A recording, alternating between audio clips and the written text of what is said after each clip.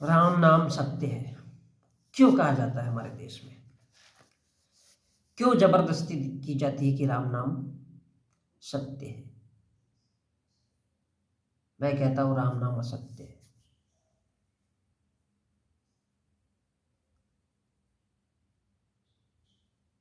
भारत में राम नाम का कोई पुरुष ही पैदा नहीं हुआ। इसलिए इस बात पर जोर दिया जाता है क्योंकि रामायण और महाभारत दो महाकाव्य है। ऐसी कोई भारत में घटना हुई नहीं है।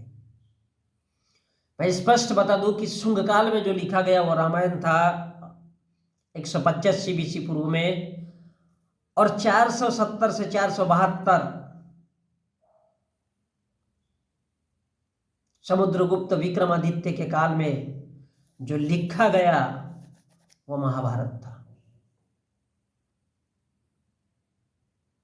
इस देश में ब्राह्मणों को इस देश पर कब्जा करना था बुद्धकालीन भारत पर, इसलिए उन्होंने इन ग्रंथों का निर्माण किया। इसके अलावा और कुछ भी नहीं है। और इसलिए इन लोगों ने जोर दिया कि राम नाम सत्य है क्योंकि राम त्रेता युग में हुआ था।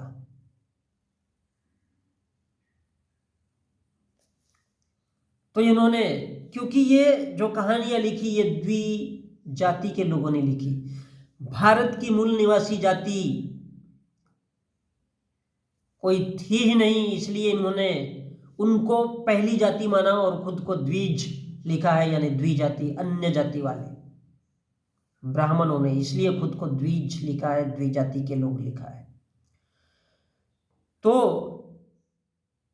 जब भी कोई मरता है तो इन्होंने रामायण में एक बहुत अच्छा कहानी डाला हुआ है, एक झूठ वाली कहानी कि मरा का राम हुआ है। ये किसने कहा है? वाल्या का वाल्मीकि हुआ। वाल्या, याद रखिए, वाल्या से वाल्मीकि होता है, महान इंसान बनता है। पहले क्या था वो? गुंडा मवाली। और जब रामायण लिखी तो वाल्मीकि हो गया, एक ऋषि हो गया दंदना करके एक ही झटके में। तो ठीक उसी प्रकार राम का कहीं कोई जिक्र नहीं आता है, कहीं कुछ नहीं आता है, सिर्फ रामायण में ही आता है। उसके अलावा कोई इतिहास की दृष्टि से कहीं भी कुछ नहीं है। राजा सागर जिसे कहा जाता है वो पुष्यमित्र शुंग को कहा जाता है, जो अश्वमेध यज्ञ के माध्यम से कहा जाता है, और वो पुष्यमित्र शुंग था। अर्थात रामायण इस काल में लिखी गई।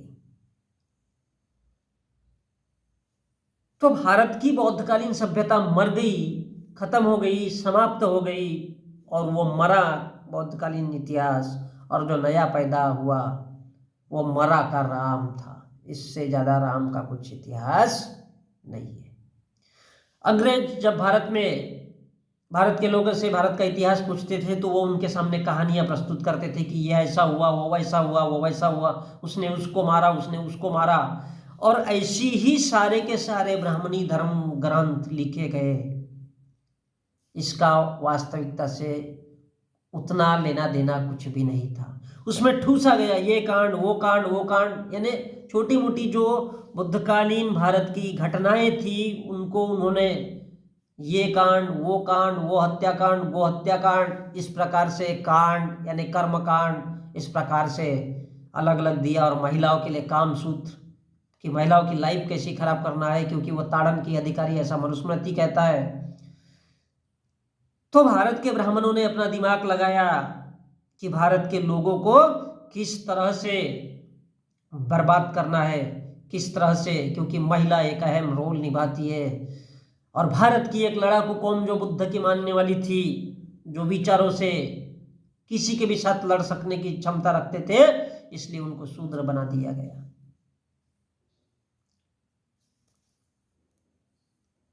और इसलिए जो नहीं है वो है, जो है वो नहीं है, ये थ्योरी लगा करके जबरदस्ती में लोगों पर थोपने के लिए बोला जाता है राम नाम सत्य है। सत्य की परिभाषा क्या है? कल भी वही सच था, आज भी वही सच है, और भविष्य में भी वही सच रहेगा उसे सत्य कहते हैं। जो इस देश की धरती पर पैदा ही नहीं हुआ वो कैसा सत्य है? जीवन में मौत आती है अगर हम इंसान हैं और हमें कहीं ना कहीं मरना है, क्योंकि जो पैदा हुआ है वो मरेगा अवश्य ही है। ये बात सत्य है। ऐसे सत्य को सत्य कहा जाता है और ऐसे ही बातों को,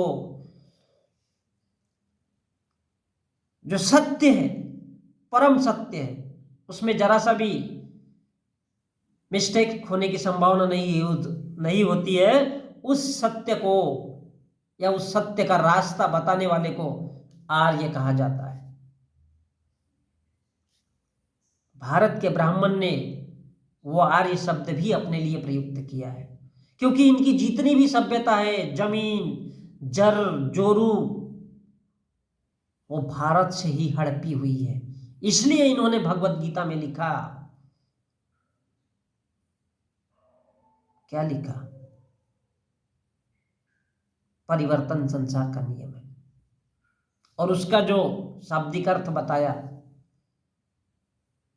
क्योंकि भारत में बुद्ध ने बहुत अलग अलग तरीके से ज्ञान दिया है और उसने सीधे तौर पे कहा है अत्त दीप भव, जिसमें संपूर्ण संसार का ज्ञान आ जाता है।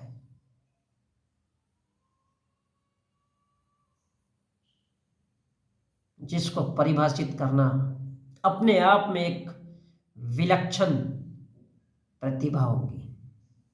हर दृष्टिकोण में वही बात आता है, लेकिन किस आधार पर? अगर आप इंसान हो और दिमाग से सोचना चाहते हो तो तर्क, संयम, शुद्धि, बुद्धि, विशुद्ध संगति के साथ विशुद्ध तरीके से किया गया तर्क जो इंसान को जागृत करता है, जो इंसान को इंसान होने का अर्थ समझाता है,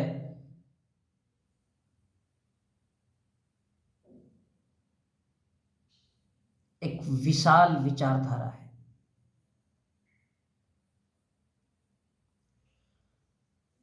यदि कोई कहे कि मनुष्य के जीवन में दुख क्यों आता है, तो इसके दोषी भी तुम ही हो।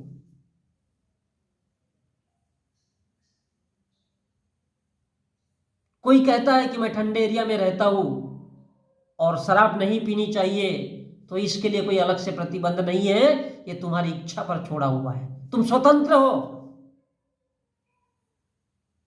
बहस करो, डिस्कस करो, जो करना है करो, लेकिन किसी भी अर्थ में किसी भी प्रकार से किसी का नुकसान नहीं होना चाहिए, किसी की हत्या नहीं होनी चाहिए, और सभी की भलाई। मैं ये नहीं कहना चाहता हूं, इसमें भी वही बात आती है कि इसमें सभी की भलाई हो, चाहे वो हिंदू हो, मुसलमान हो, सिख हो, ईसाई हो, कुछ भी हो। अब भिखारी भी क्यों ना हो, अगर आप वेश्या क्यों ना हो,